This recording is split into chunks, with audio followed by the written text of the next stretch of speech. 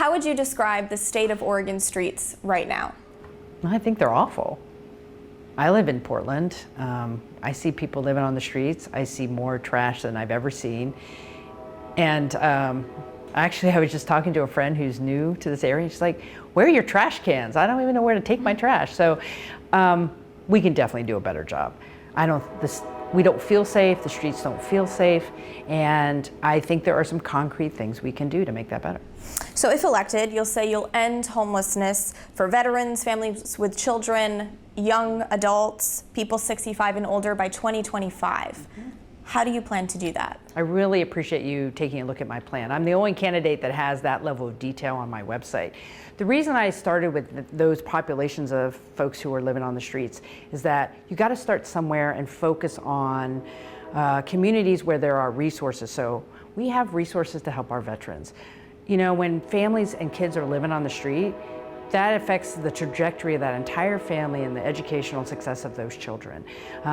When young people come out of foster care, that's our responsibility. They should not be homeless. There should be a pathway for them to be housed. So what Oregonians need, and particularly in the metro area, we need to see progress.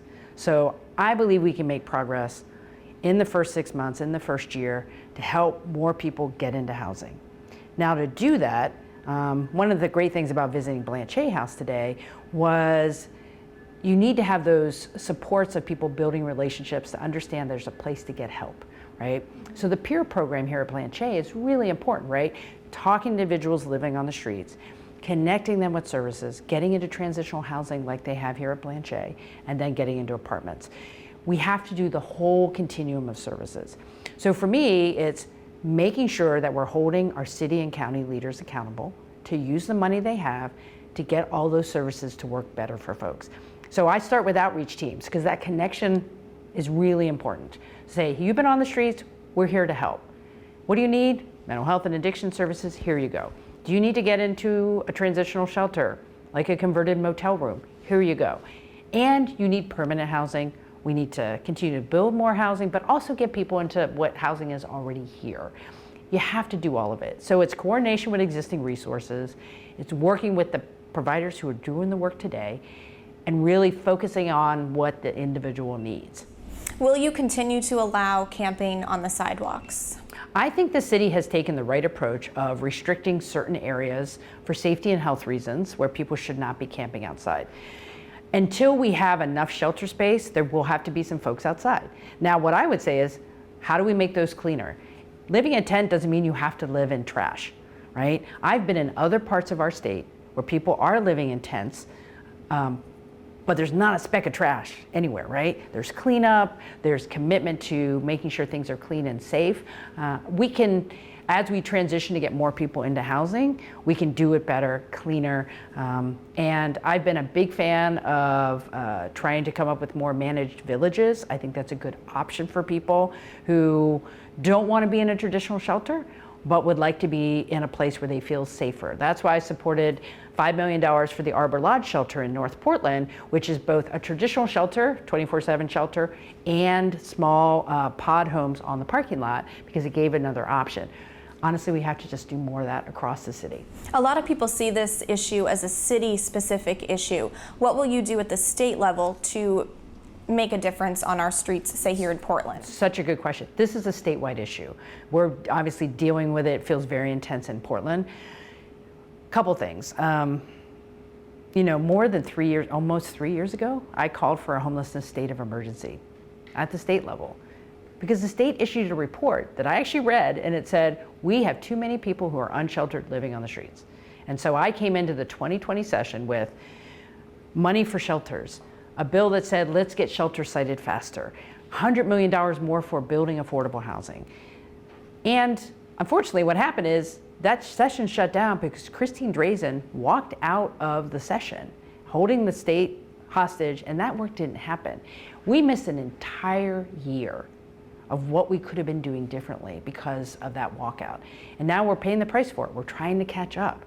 I think the state has to have a plan. That's why I supported navigation centers, full service shelters in places like Roseburg, McMinnville, Eugene Springfield, Salem, Bend, making sure places can take care of families and individuals in their own community to get them housed.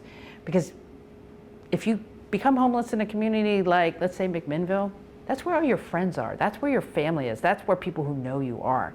Stay in McMinnville, get services, and then get back into housing. I think the entire state has to be working on this issue. Otherwise, we're not going to be able to solve it. How do you think another state of emergency will really make a difference? It's a really good question. When you issue that state of emergency, it says, we have a crisis, we need urgency. It sends a message to state agencies that it's not business as usual. The state does a lot of things every day. Some things are going to have to be set aside so we can prioritize getting people into housing and services. And the state can play a key role working with city and county leaders across the state to make that happen. And more than 3 years ago when I called for that, Kate Brown did nothing. She didn't respond to that. As governor, I'm going to make that call and get the urgency back in front of everyone's mind so we can get this solved. Is there anything that you learned as Speaker of the House that you would do differently if elected as governor to address this crisis? I think maybe just assuming agencies could do this work without more accountability. As the Speaker of the House, when you pass budgets and you pass bills, you assume the executive branch is going to do their job. Well, they didn't. And as governor, I'm going to make sure agency leadership understands the urgency here, doesn't go back to business as usual, and actually gets the outcomes we need to see. So you're the only candidate here who says they won't work to repeal Measure 110. And in a debate in Bend, I believe you said something along the lines of, we can chew gum and walk at the same time when it comes to addressing the drug crisis and getting people into treatment. Can you explain your approach to Measure 110? Yeah, thank you for the question. Well, voters said we have to do something different. Voters understand that we have an addiction epidemic in our state. And they said it's more effective to get people health care and into services than just having them cycle through jail. My job as governor is to make sure we fulfill that promise that voters have asked us to do. And in the legislature, after the measure was passed, I made sure we put some initial funding. I helped improve the measure and said, we got to do this. Now, Governor Brown has been absent. The agencies have not fulfilled the promise that voters asked them to. We're behind. That has to be better. We have to get more recovery treatment available to people who need it. I will also say, I think the way it was written, the measure originally, the connection between law enforcement really isn't working, right? We need our officers to be writing those tickets. We need the officers to make sure people understand they can call hotlines. And when they call the hotline, they actually get connected to services. That's not happening. That needs to be improved. So you don't think Measure 110 is working right now? I think it's not where it needs to be. But throwing it out and saying start over is not the answer. Let's follow through with what voters told us to do and make it work. My job is to make it work, and that's what I'm planning to do. There's a lack of addiction and mental health facilities here in Portland across the state. What will you do to increase those facilities? Well, one of the things is there is a lot of money in the system right now. I don't think it's being used effectively. So really looking at what the state and local government is doing to utilize those dollars effectively. The Measure 110 dollars is a perfect example. Those grants have gone out late. They're taking a long time. We can be more urgent in how we move the money and get things set up. So that's more of a management conversation. But one of the big issues is expediting how we get more people to do the work. My wife's a social worker. We talk about this. A lot of people have left doing mental health and addiction work because they couldn't make ends meet. Their caseloads were too big. We have to put money into supporting the workforce to help the people who need help. I visited residential programs here and around the state. We need more residential programs so people can go for 30 or 60 days to get sober, to get treatment, so they can get into housing and move on with their lives. We don't have enough residential. That is a failure of leadership from the state to plan for more residential services and figure out how to pay for it. That is a real key priority for me in addition to the workforce. So you say Oregon needs to build 36,200 new homes each year for the next 10 years to meet the need for people experiencing homelessness.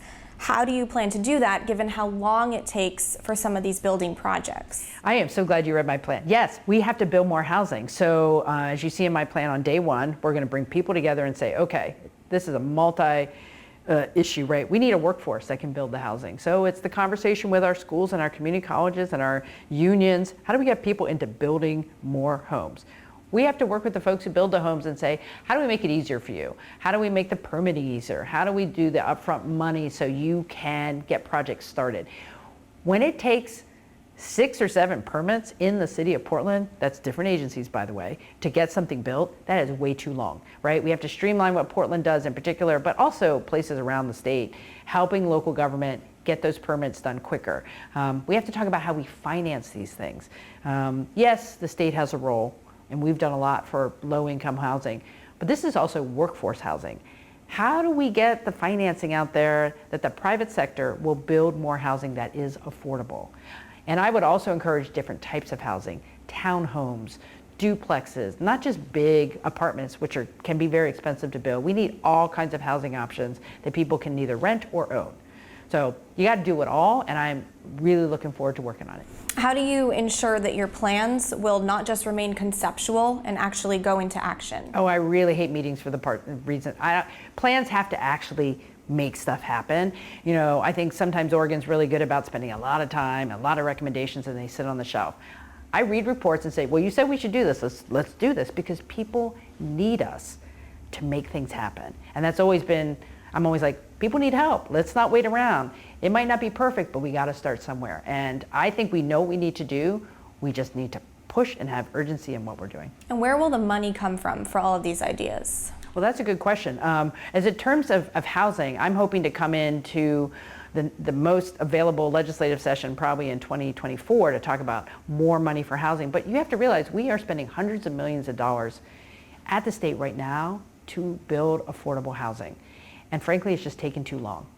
So sitting down with the money we do have, making it more effective, and then having the conversation with the public about, what are you willing to do? Do we need more money? You know, here in the metro area, there is money. Voters have approved money.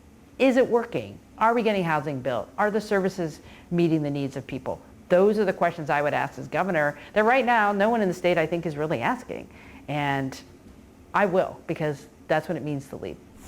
Do you have a plan on how you will handle the homeless population who wants to stay in their RV in tent as opposed to go into shelter? I believe that when people get connected to someone they can trust and know that there's a way out of where they're living, the vast majority of people are going to say, I want to get off the streets. I don't want to be living this way. When we have shelter and services more available, those folks are going to have to get off the streets. But right now, we're not there yet, but I believe that most people, 90, 95% probably, when they talk to someone and know there's a different way to be living, they're going to take that every time. Do you have any sort of plan on how you'll sort of address this rinse and repeat cycle that we see when camps get cleared, people go into shelter, but then they just move out onto another sidewalk into another neighborhood? Yeah, I'm really disappointed about the connection of services when people are being moved because of health and safety reasons. We're not providing that pathway. Honestly, I think locally we have failed to provide more safe rest villages has been the issue. Where are they? You know, I put money out there to be an RV park. Where's that RV park? I put in a state budget for money for Portland to get an RV park. Where is that? You know, those are the questions I'm going to be asking the city, the county, in my new role. And I'm not going to wait till I'm sworn in. The day after the election, if it's clear I'm the winner, we're going to be talking about this. We don't have any time to waste. People want to see change now. Mm-hmm. How do you plan to address the mental health portion of this crisis? Mm-hmm.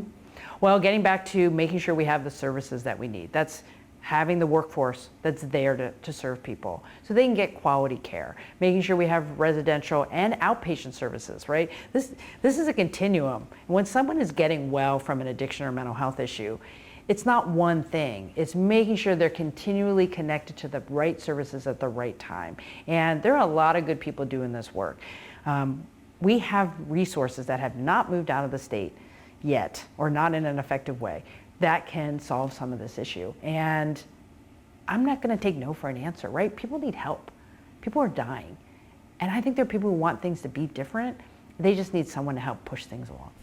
I do want to say, but a lot of people and both of your opponents here say that some of your policies in the past haven't helped this crisis. What is your response to that? Which ones in particular?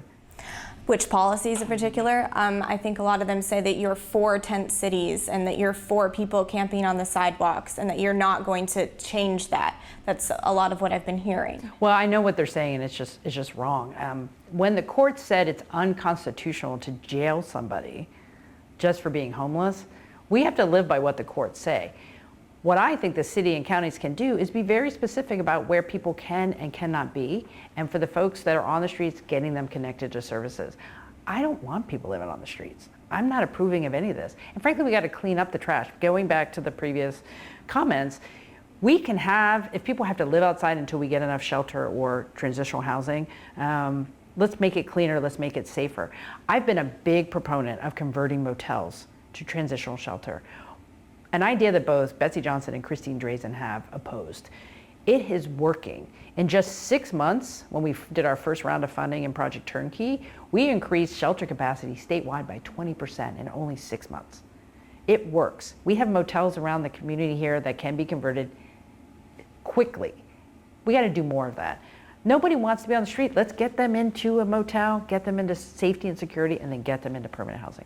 And just lastly here, if homelessness is someone's top concern, why should they vote for you? I understand how to solve this problem. I have a plan. The other ones are just talking and making, political statements.